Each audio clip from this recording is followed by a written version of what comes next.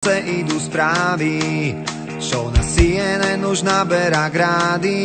Zajtra padnú bomby na Bagdád, sľubuje reportér.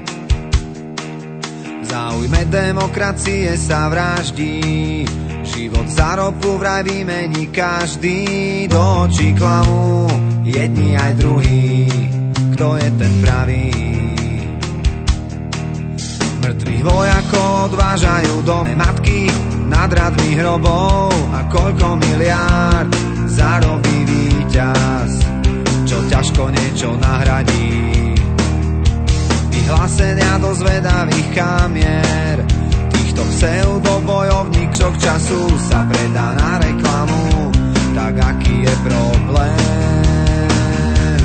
Povedz mi, nemáš už toho dosť týchto krvavých spomienok na budúcnosť. Všetci sme odjak živa chodí, ale prečo nás stále ešte baví zomierať za sny iných?